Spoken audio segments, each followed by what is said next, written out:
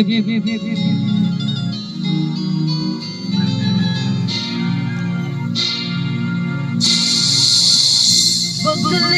ng problema, bakit di ka makawala sa katina? Sa gabi-gabi ka ay nasa selda, hanap buhay mo ngayon. Magdalena ng problema, alam naman dati na dati kanina. Sa iyo ikaw ay prinsesa, hanap buhay mo ngayon. Isang babae, tulog sa magagsing sa gabi.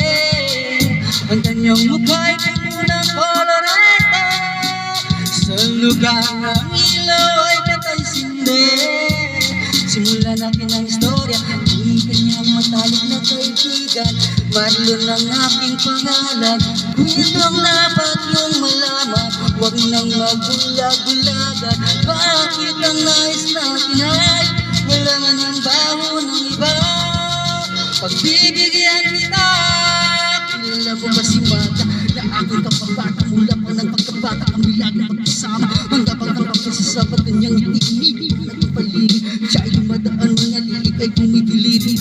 Tangang tanong siya ay nagtalaga, hindi makusap mo na malimit akong tulala. Kahit may nararamdaman, pilit mong isara ang bibig at gantik ng puso para sa kanya at sasayawan. Matapos kami nakapagtapos tayo tinawis mo pa ako'y natulis ng kulos. Kahit parang hindi pantay pamataling hinila, pinakilala niya lalaki na taga Maynila.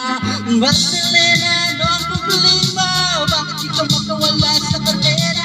Sa gabi-gabi ikaw ay nasa selda, hanap buhay mo ngayon. Magdalena ng problema, alam naman dati na dati kanila. Sa iyong ama ikaw ay prinsesa, anong nangyari sa'yo? Maraming taon na pinalipatan, pinilit mong takasan. Wag sa'y aking alam, ito may kung kailangan. Hindi ko maibalikan, patingin ko saan ba minamahal ko siya.